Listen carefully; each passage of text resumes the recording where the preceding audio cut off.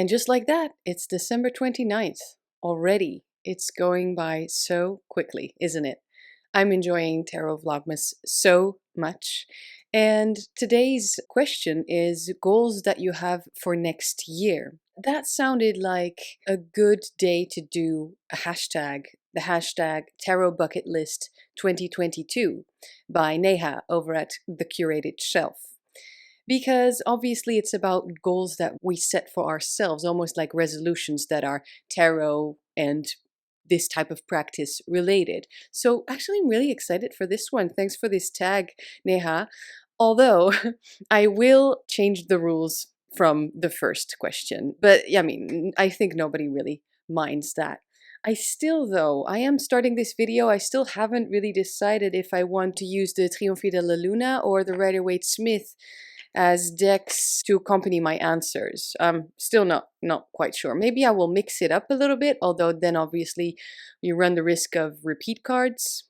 So as I said, some of the points I'm not sure are exactly for me, but maybe I can be surprised. After all, it's a challenge, right? The major thing here is to step away from the comfort zone. So let's try and do that. Although, prompt number 1, a deck I hesitate working with or normally would not get. You guys know how almost obsessively strict I am with myself at the moment with my tarot collection, with the decks that I bring in and even the decks that I keep. If I don't work with the deck, big chance, like 99% chance, I will get rid of it in that year. So I decided instead of thinking about getting a new deck, I would pick a deck from the collection that I have now that I feel I need to work with more.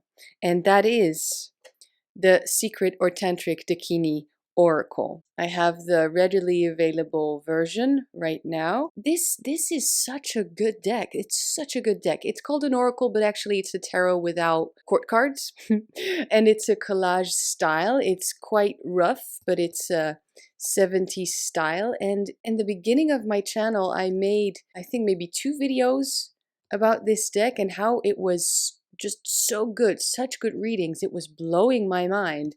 I remember I have the literal title of a video is Tantric Dakini Oracle or Secret Dakini Oracle, because that's the old name of this deck. Secret Dakini Oracle is blowing my mind. So, I know I've been working with the Thoth a lot this year and with all of those more traditional systems, and then including Crow's Magic, those were really the 4 decks that I delved into this year. Definitely this one has been sitting on my shelf for a little while, but I know it's great and I want to get back to working with it because I remember it gave me incredible readings. It gave me incredible messages. Also, the guidebook is pretty substantial. It's a good guidebook, although I don't read with this deck the way the guidebook suggests. It's a lot about chakras and all of that, all the chakra spreads. I don't do that. I use this as a regular tarot deck, although I do keep in mind it has oracle potential, I guess. It's not like I hesitate working with it. It's just that this year has been so focused on other decks and other types of studies that I didn't pick up this one because I knew it would take me in a different direction. This is a good one and I know why I have it in my collection, so I want to work with it more. Also, people have been continuously asking about this deck on my channel, like when will you do another video with the Tantric Dakini Oracle, and I think maybe next year. Prompt 2. A topic, theme, subject I have always wanted to study or dive into but keep putting off. Well, astrology, as I mentioned in another Vlogmas video, but that's more of a should kind of thing. I feel like at some point I should get more into astrology, and I'm not really super excited about it. So, to be more honest, it's actually working with deity. I'm doing this a lot. Anyway, little bunnies.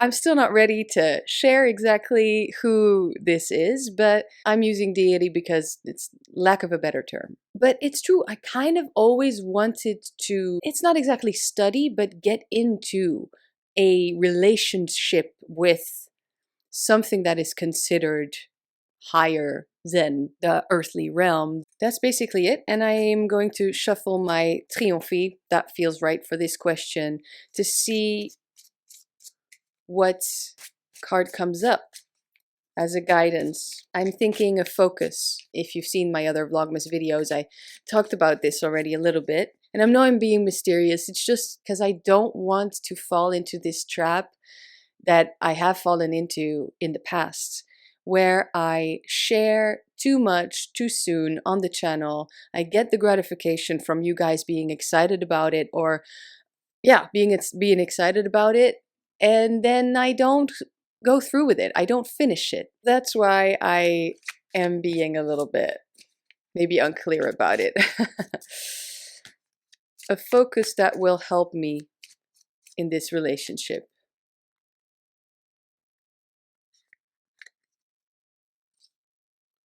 Wow, the Seven of Cups. Okay. Okay. Well, that, my first thought, and the first thought when pulling a card does count. Okay.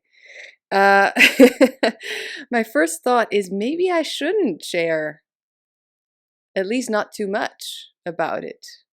I don't think I should be all that open about this relationship that is forming, or that has formed, and that is growing and doing its thing. Look how beautiful this is. I fucking love this card. Anyway, it's because it is about mystery and about some sort of unclear energy there. It's quite wonderful because obviously the six is, right, that life force, the middle point of the body. And then the seven is the step after that. It's kind of like moving outside of my body. I am taking into consideration the not sharing everything, but also I could focus more on something that brings a type of trance or out of body experience. So obviously the astral projections are, or astral travels are very much on the surface here. And I could explore that more in terms of doing dream work, going into the dreams with the type of intentions, you know, like before you go to sleep, you have an intention, you think of something, and then with this exercise, the dream will bring you where you want to go, basically. Yeah, that type of work apparently could help me a lot. Okay. Question 3, an event or meeting or workshop, etc., that encourages me to participate with others. I really want to go back to reading face to face, mostly on fairs. We shall see if that's in store for us next year. Let's pick a card. Because, you know, I know what this question truly means. I'm perfectly happy being a solo practitioner at this point. I obviously like to connect and do some things with others. Sometimes I miss that, but it hasn't happened and I'm still okay with that. 8 of Wands. Ooh. Okay. So a lot of passion, a lot of inspiration, but also this card is about boundaries to me. I feel with this card, I feel that it's a want that doesn't get the satisfaction. I feel that it's, I want to do it my way kind of thing. I want to be able to steer this energy because I am passionate about it. But if it doesn't work according to my rules kind of thing, then there's less chance of it happening. Yeah. In conclusion, I believe it could be the case that the opportunity presents itself and that I read the fine script and think, that's not what I want. Yeah, that's just kind of dissecting the card in a different way, but that's how I read the Eight of Wands or the Eights. And yeah, that's the feeling I got. But it's okay. I think it's okay. It's also kind of like a boundaries thing for me. Like, yes, I want to break out of where we are now, but there's still the type of integrity there, or a type of, I don't know, it's my practice, so I want to be able to do it the way that it's supposed to be done, if that makes sense. I think it makes sense. Let me know. Question 4. To fulfill a wish I would regret or didn't get round to doing.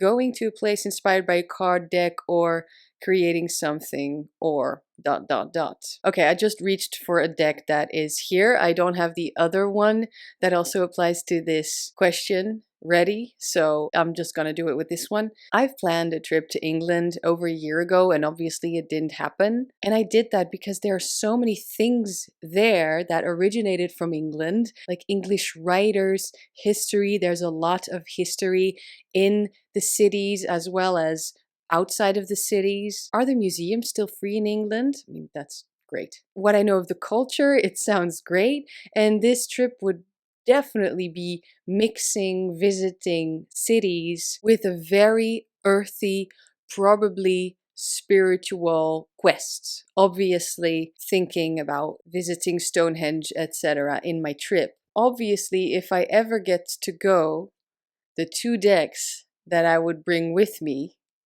are the Wildwood, which I am showing you right now, and the Druid Craft.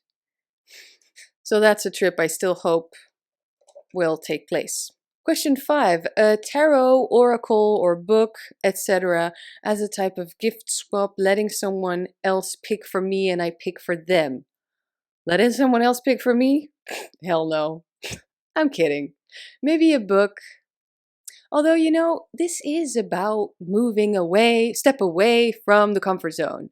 So maybe it is a good thing. Although I would like to, if I ever swap a deck the way that Neha explained it in her tag, it's not actually swapping a deck from your collection, although maybe if you are culling some decks, but if you exchange a deck with someone, I would like that someone to be a friend type person, or anyone else who actually takes into consideration the things that I like and looks at a deck and thinks, why does Anna still not own this deck? And I would do the same for this person. Then I think, sure. Because otherwise, I mean, I could try working with a deck I don't like, but ugh, is that enough reason for you? Let's see what the tarot says. See, now, when I have the Triomphe in my hands, that's just all I use. That doesn't mean I don't still love the Centennial, but yeah. Okay, so a book, tarot, oracle swap. What could that bring me? I was thinking about. Okay, the Knight of Wands, Fire of Fire. Yeah, it could definitely catapult me in a new direction that might motivate me to learn something else, or to have a different approach to tarot and oracle and all of that. So it might be good. At the same time, it could also ignite a different type of fire in me where I just go, nope, this is not the way I want to go. Although usually the Knight of Wands is creative fire, to me at least. I might get a little bit defensive about my practice and the things I like and enjoy. And so, yeah, I don't think I'm very open regarding tarot decks. It's just because I know having a smaller collection and a very clear choice of decks so far has been working wonders for me. So much better than having a big collection with so many decks I feel meh about. I don't want to feel meh about my decks. So there, that's the Knight of Wands. Then the 6, wild card. Let the deck guide you to an action or activity. Okay, then, just so you know, I have these 3 cards that we picked.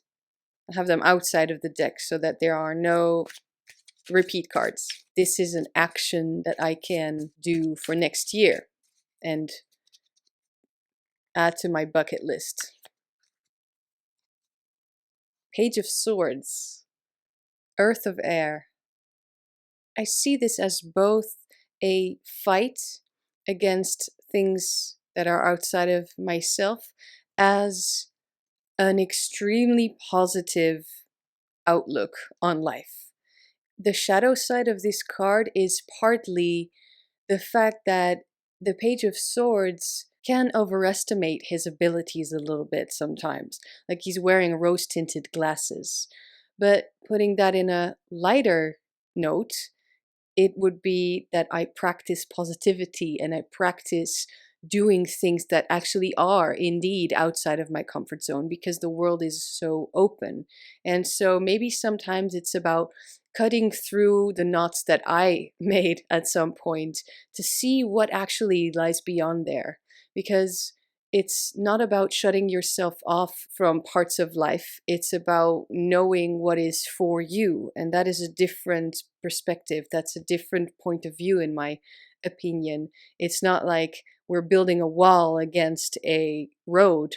It's actually, we know the road is there. We just maybe don't take the off ramp. So maybe the dabbling in different things for next year will be pretty good. And it's okay to not always have a very clear structure, but that sometimes we just let ourselves be surprised, caught up in the moment, and take a big leap into something that we know nothing about. Now I'm talking in wheeze, but actually it's a reading for myself, you know? This is definitely a wild card energy. Okay, so thank you so much, Curated Shelf, for doing this tag. I enjoyed doing this, and it was in my VR playlist because it sounded really interesting, and it was for me. I hope it was for you as well. So thank you so much. I'll see you tomorrow.